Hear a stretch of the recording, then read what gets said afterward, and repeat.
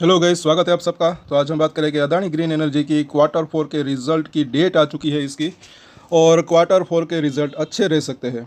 इसके ऊपर हम डिटेल में चर्चा करेंगे इस वीकेंड के ऊपर कि कैसे रह सकते हैं इसके रिजल्ट। सब्सक्राइब जरूर कर ले दोस्तों अगर आप नए हैं इस चैनल के ऊपर। इसके ऊपर हम डेली टेक्निकल चार्ट के ऊपर एनालिसिस करते हैं। शॉर्ट टर्म में कहाँ पर जा सकता है वो भी हम देखेंगे। लॉन्ग टर्म के मुझे ऐसा लग रहा है कि ये मल्टी बैगर साबित हो सकता है, क्योंकि इसके फंडामेंटल जो है वो मुझे काफ़ी अच्छे लग रहे हैं। तो मुझे ऐसा लग रहा है कि लॉन्ग टर्म में अच्छा रह सकता है। और यहाँ पर सबसे पहले इसके रिजल्ट देख लेते हैं। तो ये है अदानी रिन्यूएबल और यहाँ पर लिखा हुआ है, लेकिन इसका ये आप देख सकते हैं अदानी ग्रीन एनर्जी के नोटिफिकेशन है। तो इसका जो रिज़ल्ट है वो आएगा यहाँ पर। आप देखिए कि तो meeting of board of director of the company will be held on Friday May 3। तो अगले महीने 3 तारीख को शुक्रवार को जो है इसके रिजल्ट आएंगे to consider and approved unaudited financial result for the quarter year ended. 3 तारीख जो है आप याद रख सकते हैं, 3 मई को इसके रिजल्ट है। आगे देखते हैं।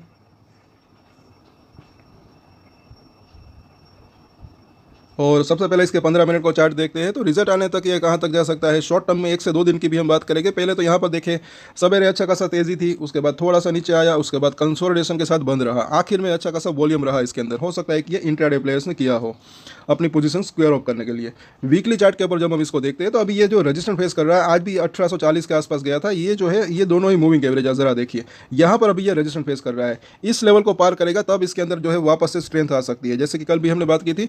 तो इसके ऊपर आप नजर रख सकते हैं 1840 1850।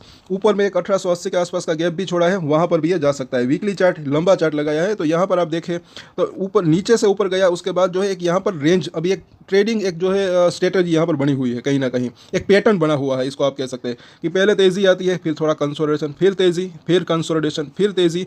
इस बार का जो ये कंसोलिडेशन है तो यहाँ पर और यहाँ के मुकाबले थोड़ा सा ज़्यादा रहा।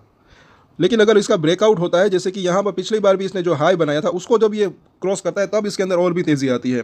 तो यहाँ पर ये 2000 रुपये के आसपास का लेवल है, उसको जब ये क्रॉस करेगा उसके बाद अच्छी खासी 2100 2200 और 2500 तक जाने की इसकी संभावना रह सकती है। और नीचे में अभी सपोर्ट की बात करें तो जहाँ पर इसने सपोर्ट लिया था पिछली बार, वहीं पर इसको अभी भी सपोर्ट मिल सकता है। और जैसे कि हमने चर्चा की, ये 2 मूविंग एवरेज अगर क्रॉस कर दे उसके बाद जो है तो ये जो इसने गैप छोड़ा था 1880, वहाँ तक जा सकता है। उसके बाद और भी तेज़ी की संभावना रह सकती है। बुलिंजर बैंक को आप देख सकते हैं, इस ये एक इंडिकेटर काफ़ी यूजफुल रह सकता है। निचली लाइन के आसपास इसको सपोर्ट मिल सकता है, पिछली बार भी यहाँ पर सपोर्ट लिया था। अब यहाँ पर जैसे कि आप देखें 1850 के आसपास का लेवल, वहाँ पर जो है अभी ये रेजिस्टेंस फेस कर रहा है। आज भी हमने वहीं पर देखा उस लेवल के आसपास, जो जैसे ही इस लेवल को पार करेगा उसके बाद जो इसकी ऊपरी लाइन है वहाँ तक जाने की इसकी संभावना रह सकती है। यहाँ पर भी अगर देखें MACD को आज की भी अगर देखेंगे तो हल्की सी स्ट्रेंथ बढ़ी हुई है। ये जो गुलाबी कलर का बार बना है, थोड़ा सा छोटा बार बना है। अगर ये सब कुछ सही रहता है, 1900 को अगर ये पार कर देता है तो वापस से एक बुलिश क्रॉसओवर इसके अंदर होने के चांसेस रह सकते हैं। और 1900 क्यों? क्योंकि यहाँ पर इसने 1880 के आसपास जो है एक गैप सा छोड़ा है, यहाँ तक जो आने की इसकी संभावना रह सकती है। और RSI की बात करें तो 45 के आसपास है, इसलिए अभी भी सपोर्ट जो है वो करीब दिख रहा है इसके अंदर। क्योंकि अगर थोड़ा सा भी अगर नीचे भी जाता है तो अगर 30 के आसपास RSI आता है तो वहाँ से एक अच्छा बाउंस बैक देने की संभावना इसकी रह सकती है। और ऊपर की अगर बात करें तो 55 से 60 के आसपास अगर RSI इसके ऊपर भी जाता है तो भी अच्छा रह सकता है। जैसे कि हमने चर्चा की, अगर 1900 से ऊपर निकलता है तो और भी स्ट्रेंथ जो है वो बढ़ सकती है, फिर और तेज़ी की संभावना रह सकती है। और 21 दिन का मूविंग एवरेज भी 1840 रुपये के आसपास है, जहाँ पर आज इसने हाई बनाया था, तो उसके भी पार जाता है तो अच्छा रह सकता है। और 5 और 9 डेज़ का मूविंग एवरेज, जैसे कि हमने बात की, ये लेवल जो है इसको फास्ट मूविंग एवरेज भी कह सकते हैं। कल के दिन भी अगर देखें तो इसके ऊपर निकलने की कोशिश कर सकता है, लेकिन अगर इसके ऊपर टिकता है, वहाँ पर क्लोजिंग देता है, तो ये यहाँ तक एटलीस्ट 1 से 2 दिन की अगर बात करें तो 1880 तक आने की इसकी संभावना रह सकती है। और सपोर्ट और रजिस्ट्रेशन अब हम इसका देख लेते हैं। 1816 का प्राइस है, नीचे में जो है पहला इसका नज़दीकी सपोर्ट 1780, उसके बाद देखें तो 1740 का जोन, और उसके नीचे जो है 1690 रुपये के आसपास का सपोर्ट यहाँ पर दिख रहे हैं 3।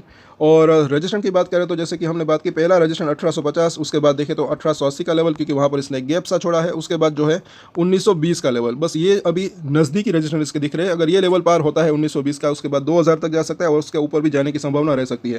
क्वार्टर 4 के रिजल्ट जो है अच्छे तो आ ही सकते हैं डेफिनेटली। उसके अंदर ये भी काफ़ी महत्वपूर्ण रह सकते हैं, क्योंकि इसके अंदर भी जो है हो सकता है कि कंपनी का मुझे ऐसा लग रहा है कि कंपनी के आगे के प्लान्स क्या है उसके ऊपर भी जो है मुझे जो है अनाउंसमेंट हो सकती है। और अभी उसकी कैपेसिटी कितनी है वो सब जो है डिटेल भी हम देखेंगे इसके अंदर। और अच्छे रिजल्ट तो आ सकते हैं, लेकिन अगर कुछ बाजार एक्सपेक्टेशन से भी अगर अच्छे रिजल्ट आए तो और भी तेज़ी की आने संभावना हो सकती है। और ये 2000 का लेवल जो इसने हाई बनाया था, वहाँ पर रेजिस्टेंस फेस किया था, उसके पार अगर ये जाता है फिर उसके पार जा सकता है, और उसके बाद 2100 2200 और उसके बाद 2500 तक जाने की इसकी संभावना रह सकती है। तो कल वापस से इसके ऊपर हम चर्चा करेंगे। तब तक के लिए अगर आपको जानकारी अच्छी लगे तो लाइक शेयर सब्सक्राइब जरूर करें। और एक्सटेंडेड डिस्क्लेमर जो कि मैं हमेशा देता हूँ, आप कोई भी ट्रेड ले उससे पहले अपनी रिसर्च करें, अपने फाइनेंशियल एडवाइजर की सलाह ले, उसके बाद ही कोई डिसीजन ले। और डिसीजन ले तो उसकी जिम्मेदारी मैच्योरिटी के साथ खुद ही ले। ये वीडियो मैंने एजुकेशन पर्पस के लिए बनाया, मेरी तरफ से कोई भी बाय या सेल की रिकमेंडेशन नहीं है। Thank you.